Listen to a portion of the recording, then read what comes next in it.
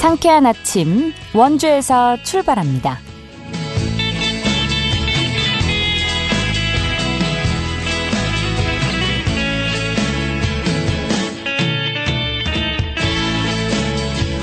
여러분 안녕하십니까? 6월 25일 목요일 KBS 원주방송국에서 보내드리는 상쾌한 아침 원주에서 출발합니다. 저는 진행의 이은주입니다.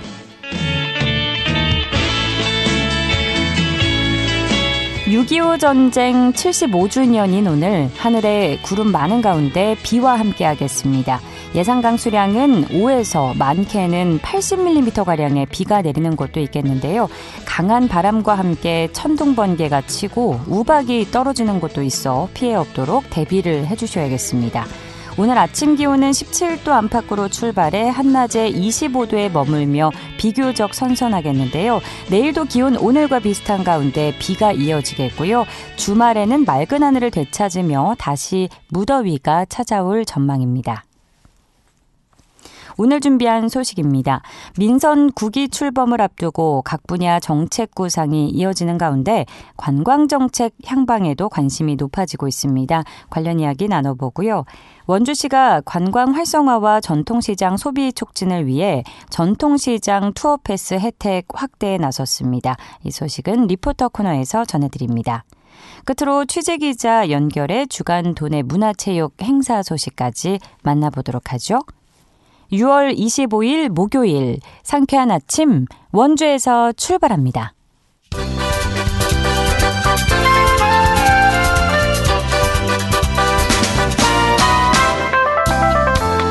오늘의 뉴스입니다.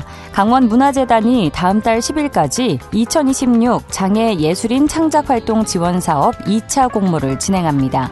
모집 대상 분야는 문학과 시각예술, 영화 등 11가지인데요. 장애예술인 1인당 지원 규모는 최대 500만 원까지입니다. 또 조력자에게도 100만 원씩 지원합니다. 올해 1차 공모에서는 장애예술인 30명을 지원했습니다. 원주시 역사박물관과 한국관광공사가 지역 국가유산 보존과 활용에 힘을 모읍니다. 이를 위해 올해부터 한 해 3차례 이상 국가유산 지킴이 공동활동을 할 계획입니다.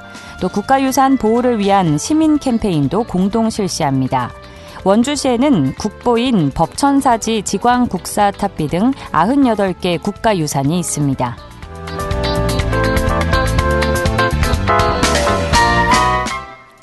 영월군이 다음 달 중순까지 외국인 계절근로자 권익보호 실태를 점검합니다.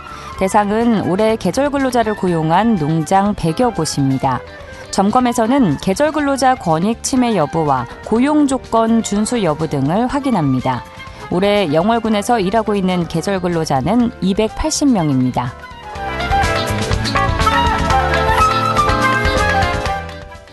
횡성군이 올해 5억 4천만 원을 들여 어린이 347명에게 급식을 지원합니다. 지원 대상은 연중 급식 61명, 방학 중과 학기 중 16명 등으로 지원 유형에 따라 다릅니다. 지원 대상자는 한부모나 기초생활수급가정 등에 사는 결식 우려 어린이입니다. 오늘의 뉴스였습니다.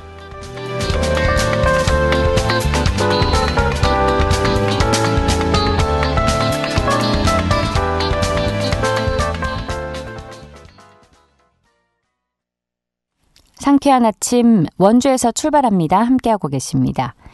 관광산업은 강원도의 지속가능한 발전을 이끌 중요한 축인데요. 민선 9기의 공식적인 출범을 앞두고 각 분야 정책의 밑그림이 그려지고 있는 가운데 관광정책의 향방에도 이목이 집중되고 있습니다. 앞으로 강원도의 관광이 어떤 방향으로 나아가야 할지 함께 이야기 나눠보겠습니다. 강원대학교 관광경영학과 김영국 교수와 전화 연결돼 있는데요. 교수님 안녕하십니까? 네, 안녕하세요. 강원대 김영국입니다. 네, 자 본격적인 민선 9기 출범을 앞두고 인수위원회 활동이 시작되면서 정책의 청사진도 그려지고 있는데요. 자, 관광산업과 관련해서 우상호 도지사 당선인의 구상은 좀 어떤 방향으로 설정돼 있다고 보실까요? 네, 일단 이번에 우상호 당선인의 관광 구성은 크게 보면 평화 경제와 그리고 북경 지역 발전을 중심축으로 삼고 있다고 볼 수 있겠습니다. 예, 강원도가 가진 이 분단과 적경이라는 게 어떻게 보면 우리의 슬픈 역사이면서도 발전 제약의 걸림돌로 볼 수 있겠지만, 뭐 이 산업을 뭐 평화, 생태, 역사, 안보가 결합된 관광 자원으로 활용해보자는 전략인데, 뭐 이를 통해서 설악 관광 활성화, 그리고 또 평창 동계올림픽 유산 활용, 그리고 강원도를 비롯한 폐광 지역의 체질 개선도 주요 과제로 제시가 되고 있습니다. 그래서 궁극적으로 이런 정책은 뭐 시적절하다고 개인적으로 좀 생각을 합니다. 일반적으로 제가 강원도 관광 하면은 자원 환경을 돌아보고, 그리고 돌아가는 단순한 수순에서 벗어나서 뭐 이를 통해서 평화, 생태, 스포츠, 문화, 체류가 결합된 산업으로 강원도만의 차별화할 수 있는 전략으로 보기 때문에 매우 기대가 되고, 그리고 궁극적으로 우리가 what to do, 정책을 어떻게 할 것이다 라는 얘기를 했다라고 하면 이제 앞으로는 how to do, 이를 어떻게 구체화하는 조정 능력과 실행력에 대한 부분들을 이제 잘 만들어갈 필요가 있겠죠. 네, 관광산업 관련 구상이 시적절하다고 말씀을 해주셨고, 이제 방향은 타당해 보이는데요. 그럼 이 시점에서 강원도 관광산업에 대해서 우선 객관적으로 진단을 해보면 좋을 것 같습니다. 강원도 관광산업이 직면한 과제가 있다면 무엇일까요? 일단 가장 크게 두 가지 축으로 얘기를 할 수 있는 것 같아요. 기본적으로 강원도가 수도권이랑 좀 가깝다고 보니까 이 체류 시간에 대한 부분들이 조금 아쉬운 부분이 있고, 그리고 지역 간의 편중, 계절 간의 편중이 좀 큰 것 같다라는 생각을 합니다. 일단 기본적으로 앞서 말씀드린 부분을 이어서 얘기를 하면 수도권과 가까운 것이 장점이기도 하지만 이분들이 또 너무 가깝다 보니까 당일이나 1박 정도의 짧은 체류만 하다 보니까 궁극적으로 관광객의 증가가 뭐 숙박, 음식, 쇼핑, 산업 같은 그런 전반적인 소득으로 이어지는 데가 조금 한계가 있기 때문에 이런 부분을 좀 극복해야 되지 않나라고 생각을 하고, 그리고 앞서 또 말씀드린 것처럼 우리가 여름에는 동해안, 겨울에는 뭐 스키장, 그리고 또 일본 설악권에 관광객들이 집중되다 보니까 뭐 봄, 가을, 그리고 평일에 수요가 크게 좀 차이가 난다라는 한계가 있습니다. 그래서 이런 맥락에서 어쨌든 전반적으로 이 편중화를 조금 최소화하기 위해서 관광업계 인력 부족, 또 대중교통을 이용한 지역 간의 이동 같은 것들을 좀 개선할 필요가 있지 않나라는 생각을 해봅니다. 네, 참 공감하는 부분이 수도권과 가까운 게 장점이자 단점이 될 수 있죠. 우리가 당일치기 여행하면 이제 강원도로 계획하는 경우가 많기 때문에 말씀하신 것처럼 체류 시간에 아쉬움이 있을 수밖에 없고요. 또 지역 간 편차, 뭐 계절 간, 요일 간 편차에 대해서도 짚어주셨는데, 자, 그러면 강원도가 가진 관광 자원에 대해서도 살펴보겠습니다. 뭐 최근에 K-투어리즘이라는 말이 많이 나올 정도로 우리 한국 관광에 대한 관심이 높아졌는데, 이런 흐름 속에서 우리 강원도가 외국인 관광객을 유치하기 위해서는 어떤 전략이 필요할까요? 일단 뭐 K-투어리즘도 사실 K-컬처에 대한 관심에 대한 결과물이라고 보면, 그렇죠. 사실 K-컬처의 힘이 굉장히 대단하죠. 그래서 뭐 K-팝 그런 콘서트장에서 보면 국적이 서로 다른 그런 외국인들이 우리말로 소통할 정도로 K-컬처의 힘이 좀 대단하다라고 생각을 합니다. 그리고 이런 K-컬처는 궁극적으로 뭐 한국을 직접 방문하고 싶다는 K-투어리즘으로 자연스럽게 이끌어지는데, 이러한 시점에서도 강원도도 대비가 좀 필요하겠죠. 그래서 대부분의 외국인들이 보통 서울을 방문하게 되는데, 이런 맥락에서 이제 우리 강원도는 서울과 조금 다른 곳을 경험할 수 있는 곳이라는 것을 조금 돋보이게 강조할 필요가 있겠죠. 그래서 뭐 서울과 유사한 쇼핑, 뭐 도시 관광이 아니라 뭐 강원, 뭐 설악산, 그리고 동해안, 그리고 DMZ, 접경 지역에 대한 역사, 그리고 평창 올림픽이 가지고 있는 이 자산을 활용한 뭐 동계 스포츠라든가, 또 지역이 가지고 있는 산촌, 뭐 전통 시장 같은 맥락에서 로컬리즘에 대한 부분을 조금 강조할 필요가 있지 않나 하는 생각을 합니다.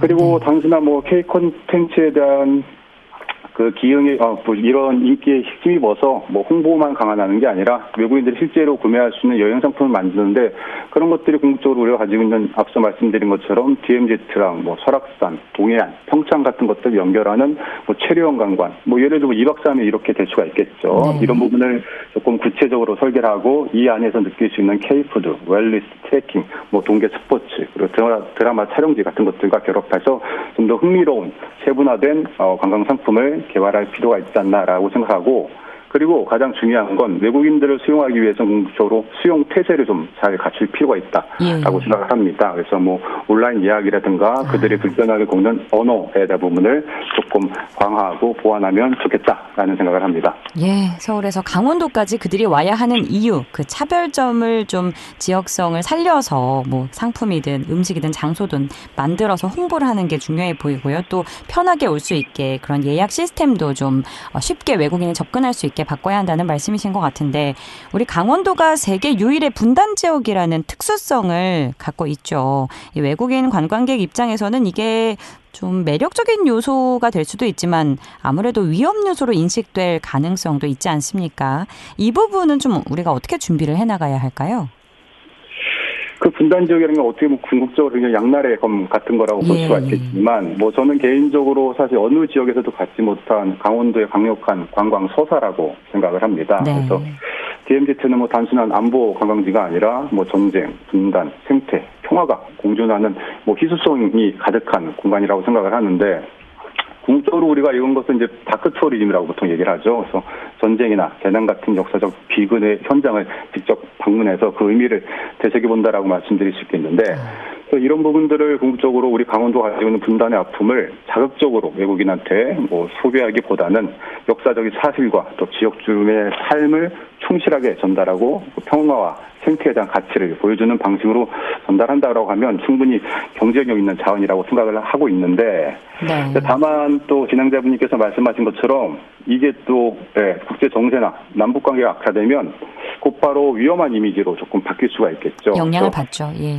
그렇죠. 그런 맥락에서 어쨌든 이 평화 관광을 구체적으로 설계하는 데 있어서 가장 중요한 건 조정 능력이라고 좀 생각을 하거든요. 그래서 중앙정부, 군부대, 지자체, 관광업계가 함께 뭐 출입 통제라든가 안전관리, 대체 동선, 외국어 안내 같은 대응 체계를 잘 마련할 필요가 있고, 그리고 뭐 국제정사가 좀 악화된다라고 해서 이런 것을 중단하기보다는 뭐 대체 프로그램 등 것들을 개발을 해서 조금 우리 강원도에 돋보이는 관광 자원으로 만드는 게 필요하지 않나 생각해 봅니다. 네.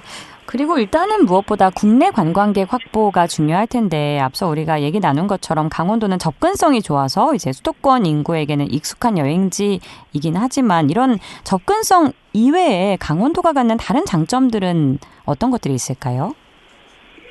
어떻게 보면 하드웨어와 뭐 소프트웨어가 결합할 수 있는 아주 최적의 자원을 좀 가졌다고 생각합니다. 네. 예를 들어서 우리가 강원권에는 뭐 설악산, 동해안이 있다라고 하면 이런 것들을 보다 즐겁게 즐기기 위해서 우리가 뭐 등산, 서핑, 뭐 해양 레저, 온천 같은 이런 소프트웨어를 적용할 수 있으니까, 그런 맥락에서 강원도가 가진 뭐 매력이 있다라고 볼 수가 있겠고, 그리고 그밖에 뭐 정선, 태백은 뭐 폐광 지역이라는 고유한 뭐 산업 유산이라고 볼 수 있겠죠. 뭐 이런 것을 통해서 좀 차별화할 수 있다라고 볼 수가 있겠고, 그리고 접경 지역 뭐 DMZ는 아까 말씀드린 것처럼 생태, 안보, 평화에 대한 서사를 가지고 있기 때문에 이런 부분도 아주 중요한 자원으로 생각을 하고 있고, 뭐 춘천, 원주 같은 경우도 뭐 호수, 문화예술, 의료, 웰리스, 미식 자원을 갖추고 있기 때문에 뭐 강원도에 대한 매력은 이미 충분하다라고 좀 생각을 합니다. 네, 강원도 매력이 넘치는 곳들을 잘 정리를 해주셨는데, 그럼 이런 경쟁력을 좀 높이기 위해서 구체적으로 어떤 전략이 필요하다고 보실까요, 교수님께서는?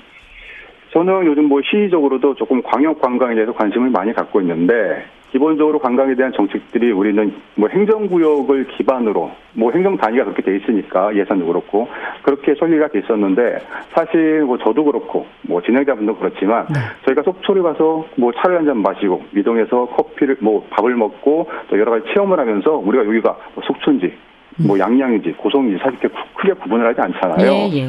예, 그래서 그런 면에서 보면 앞으로의 이제 관광 정책이라는 것은 뭐 행정 단위보다는 관광객의 시선, 관광객의 동선, 뭐 관광객의 시간표를, 그러니까 소위 말해서 관광객 니즈라고 볼 수가 있겠죠. 그래서 그것들을 잘 파악해서 그 틀에 맞는 뭐 권역형 관광으로 조금 가야 되지 않을까라는 생각을 합니다. 그래서 그 관광권 내에 여러 가지 복합 체류를 조성할 수 있는 뭐 숙박, 야간 관광, 음식, 쇼핑, 공연 같은 것들을 즐길 수 있는 내용으로 구성하면 좀 바람직하지 않을까라고 개인적으로 생각을 해봅니다. 네, 광역관광, 권역형 개발 말씀을 해주셨는데, 그런데 개별 자원이 좀 따로따로 운영될 경우에 시너지 효과가 제한될 수 있지 않나 싶은데, 이런 좀 부분을 유기적으로 연결하기 위해서는 어떻게 좀 보완을 해야 될까요? 궁극적으로 어쨌든 관광에 대한 얘기를 제가 드릴 때 있어서 아까 뭐 이동에 대한 부분도 조금 말씀드렸는데 네. 그런 부분에서 그 교통에 대한 부분이 가장 중요하다라고 볼 수가 있겠죠. 예. 우리가 가지고 있는 뭐 KTX, 버스 터미널, 뭐 이런 것에 대한 부분, 모바일, 개인적으로 이동할 수 있는 수단도 있긴 하지만 그런 것들 좀 엮을 수 있는 무언가가 필요한데 사실 여러 가지 부분에서 뭐 교통 환경을 인프라를 개선하는 게 쉽지가 않습니다.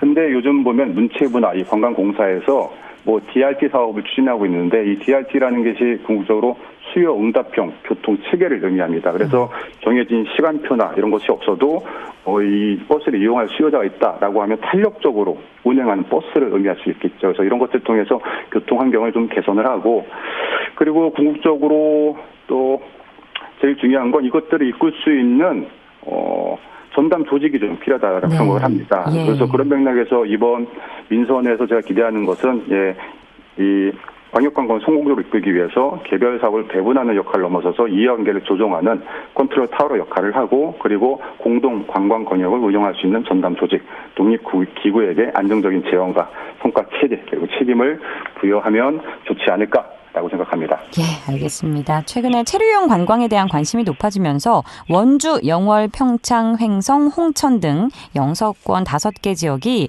5발자국 관광협의회를 구성해서 다양한 사업을 추진하고 있는데요. 이 부분과 관련해서 함께 마무리 말씀 간략히 부탁드립니다. 저는 굉장히 바람직한 시도라고 생각을 합니다. 근데 다만 이 5개 지역을 일부러 묶는 데 있어서 영서권의 여러 가지 관광지를 개발하는 데 있어서 궁극적으로 이 지역을 왜 와야 되는지는 분명한 이유를 설계할 필요가 있겠고 그런 맥락에서는 아까 말씀드린 것처럼 관광객의 니즈 그리고 관광객 동선을 잘 파악해서 이런 사업들이 진행이 됐으면 하고 그리고 궁극적으로 저는 관광이라는 게 사실 관광객을 위한 정책이기보다는 그 전에 지역 주민들이 행복하고 즐거우면 외부인들이 이 지역을 방문한다라고 생각을 합니다. 그래서 궁극적으로 앞으로 나가야 될 이런 관광 정책들이 주민들이 행복하고 또 관광객들이 만족할 수 있는 정책을 잘 구상해서 펼쳐나가시기를 강원도에게 기대한다는 말씀을 드리면서 마무리하도록 하겠습니다. 네, 오늘 감사합니다. 깊이 있는 말씀 감사합니다, 교수님. 네, 고맙습니다. 강원대학교 관광경영학과 김영국 교수와 함께했습니다.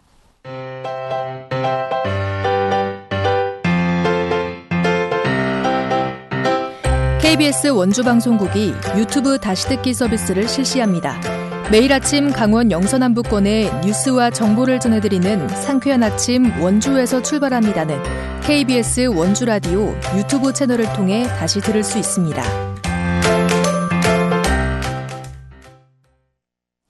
원주를 찾는 관광객들이 늘고 있지만 관광지 방문이 전통시장 소비로까지 이어지는 건 또 다른 이야기인데요. 원주시가 관광객들의 원도심 방문을 늘리고 전통시장 활성화를 위해서 운영 중인 전통시장 투어 패스 혜택을 확대한다고 합니다.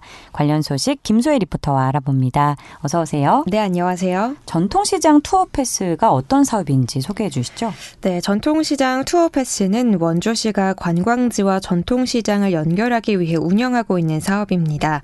원주에는 소금산 그랜드밸리, 뮤지엄산 같은 유명 관광지가 있는데요. 관광객들이 이런 명소를 둘러본 뒤 자연스럽게 원도심 전통시장까지 방문할 수 있도록 마련한 사업이고요. 관광지에 비치된 QR코드를 스마트폰으로 스캔하면 전통시장 가맹점에서 사용할 수 있는 3,000원 할인 쿠폰 3장이 발급됩니다. 총 9,000원 상당의 할인 혜택을 받을 수 있는 건데요. 관광객 입장에서는 보다 저렴하게 전통시장을 이용할 수 있고 상인들에게는 새로운 고객이 찾아오는 효과를 기대할 수 있습니다. 원주시는 지난 3월부터 이 사업을 운영해 왔는데요.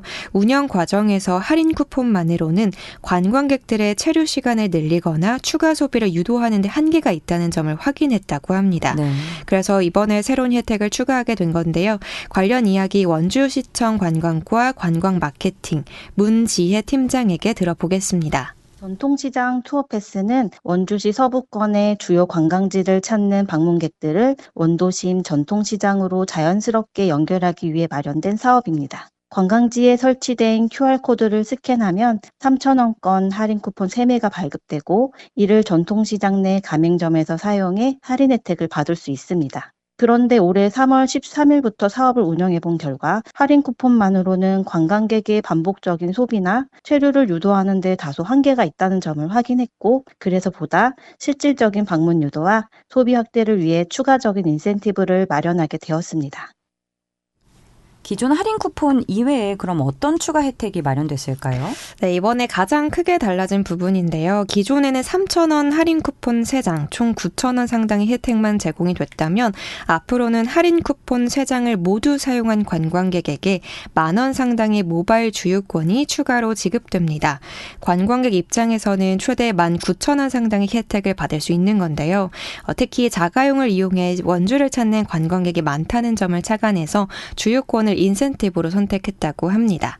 실제로 관광객들은 여행 경비 가운데 교통비 부담을 적지 않게 느끼는데요. 네. 관광도 하고 전통시장도 이용하고 주요 혜택까지 받을 수 있다면 전통시장 방문 동기를 높이는 데 도움이 될 것으로 기대하고 있습니다. 네, 실제로 현재까지 이용 현황도 성과가 분명히 나타나고 있다고 들었는데 네. 관광객들이 그럼 실제로 전통시장에서 어떤 매력을 느끼고 있는지 궁금합니다. 네, 아무래도 가장 큰 매력은 먹거리라고 할 수 있겠습니다. 원주 전통시장은 다양한 음식과 정겨운 시장 분위기를 함께 즐길 수 있는 곳인데요. 특히 자유시장 지하 돈가스 골목은 원주를 찾는 관광객들 사이에서도 이미 유명한 명소로 자리 잡았습니다. 또 여기에 풍물시장에서는 매달 2일과 7일 5일장이 열리는데요. 전통 5일장 특유의 활기찬 분위기와 정겨운 풍경을 함께 만날 수 있어서 관광객들에게도 또 다른 즐길거리를 제공하고 있습니다. 네, 이어서 원주시청 관광과 관광마케팅 문지혜 팀장의 이야기 들어보겠습니다. 원주 전통시장은 무엇보다도 독특한 레트로 감성과 활기찬 분위기, 그리고 부담 없이 즐길 수 있는 다양한 먹거리가 큰 매력입니다. 또 인근 풍물시장에서는 매월 끝자리가 2일과 7일에 5일장이 열리는데, 이때는 전통 5일장 특유의 정겨운 분위기와 활기를 함께 느끼실 수 있습니다. 아울러 원주시는 철도와 공항 등 교통 인프라와 연계한 관광 활성화 사업도 지속적으로 검토하고 있으며 관련 기관들과 협의를 이어가고 있습니다. 앞으로도 매력적인 관광도시 원주에 많은 관심과 방문 부탁드립니다. 네, 유명 관광지를 둘러보는 것도 좋지만 여행지의 진짜 매력은 그 지역 사람들이 살아가는 공간에서 느껴지는 경우가 많죠. 이번 기회에 원주 전통시장에서 맛있는 먹거리도 즐기고 또 시장만의 정겨운 분위기도 경험해 보시면 좋겠네요. 오늘도 소식 고맙습니다. 김소혜 리포터였습니다. 네, 감사합니다.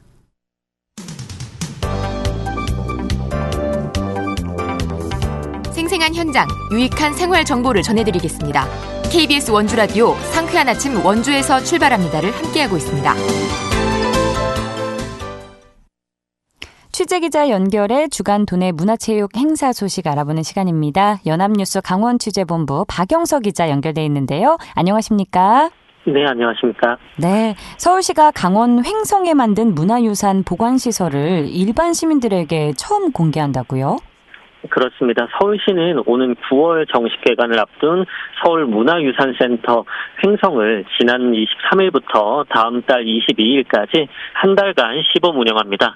문화유산센터는 서울시의 박물관과 미술관 소장품을 체계적으로 관리하고 문화유산 보존, 연구, 공유 기능을 강화하기 위해 횡성군에 조성한 서울시 최초의 통합수장고인데요. 최대 72만 점을 보관할 수 있는 규모를 갖추고 있는데 현재는 약 7만 점이 보관돼 있고요.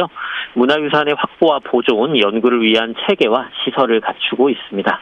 수장고라면 원래 일반인 출입이 쉽지 않은 공간 아닌가요? 맞습니다. 그래서 이번 공개가 더욱 눈길을 끄는데요. 정식 개관에 앞서 시설 전반을 점검하고 시민의 의견을 수렴하기 위한 이번 시범 운영 기간에는 열린 수장고와 전시장, 자료실 등을 무료로 개방합니다. 기존에는 개별 박물관이나 미술관을 방문해야 볼 수 있었던 고미술품과 전통 공예품, 근현대 미술 작품은 물론 강원 지역 문화유산도 함께 볼 수 있고요. 약 2,600점의 소장품을 실제 보관 환경 그대로 볼 수 있는 관람형 수장고 형태로 공개가 돼서 일반 전시실과 달리 실제 수장 환경 속에서 소장품을 관람할 수 있습니다. 또한 약 5,700제곱미터 규모로 조성된 야외 전시장에서는 현대 조각 작품 26점도 전시가 됩니다. 네, 관람 방법도 안내해 주시죠? 관람 시간은 오전 9시부터 오후 6시까지이고 매주 월요일은 휴관합니다. 입장은 무료이고 학예연구사의 설명을 들으며 주요 공간을 둘러보는 투어 프로그램도 사전 예약을 통해 참여할 수가 있습니다. 예약은 서울시 공공서비스 예약 웹사이트를 통해 가능한데요. 평소 쉽게 볼 수 없었던 문화유산 보관 현장을 직접 살펴볼 수 있는 드문 기회인 만큼 문화와 예술에 관심 있는 분들에게 유익한 관람이 될 것으로 기대가 됩니다. 네. 자, 이번에는 반대로 강원도의 박물관이 소장한 자료들을 다른 지역에서 만나볼 수 있다고요? 그렇습니다. 영월군 무릉도원면에 있는 호야지리 박물관이 충북 제천시 지적박물관에서 한국 영토 독도라는 이름의 지도 특별전을 열고 있는 건데요. 다음 달 15일까지 이어지는 이번 전시는 우리나라와 일본, 서양의 고지도를 통해 독도의 역사적, 지리적 의미를 살펴보고 독도에 대한 올바른 이해를 돕기 위해 마련이 됐습니다. 전시장에는 독도 관련 고지도와 자료 등 약 70점이 전시돼 있는데 특히 눈여겨볼 만한 부분으로는 일본과 서양의 고지도를 통해 독도가 역사적으로 한국 영토로 인식되온 과정을 확인할 수 있다는 점이고요. 네. 지역 순회전인 이번 전시는 오는 10월 25일부터 11월 30일까지는 포항시 경북도청 동부청사에서도 진행될 예정이고요. 호야지리 박물관은 앞서 2018년 서울예술의 전당 공동전시를 비롯해 대전대학교 박물관, 독도연구원, 국회의원회관, 영월문화예술회관 등에서 독도지도 특별전을 열었는데 독도에 대한 역사적 근거를 고지도를 통해 직접 확인할 수 있는 전시인 만큼 학생들은 물론 일반 시민들에게도 의미 있는 학습의 장이 될 것으로 보입니다. 네, 끝으로 지역 예술가의 작품을 만날 수 있는 전시 소식 전해주시죠. 네, 원주시 도시재생지원센터가 운영하는 학성갤러리에서 지덕희 작가의 개인전 호시절이 지난 22일부터 한창인데요. 전시명인 호시절은 특별한 날이 아닌 문득 마음이 놓이는 평온한 순간을 뜻한다고 합니다. 지 작가는 작품 속 호랑이와 까치의 자기 모습을 투영해 삶 속에서 마주한 감정과 기억을 상징적으로 표현했으며 고단한 시간을 지나온 이들에게 위로와 공감의 메시지를 전하는데요. 네, 다음 달 3일까지 열리죠. 알겠습니다. 오늘도 소식 고맙습니다. 네, 감사합니다. 6월 25일 목요일에 전해드린 순서 여기까지입니다. 지금까지 기술 조원재, 구성 황진영, 진행의 이은주였습니다. 여러분 비 피해 없도록 조심하시고요. 좋은 하루 보내세요.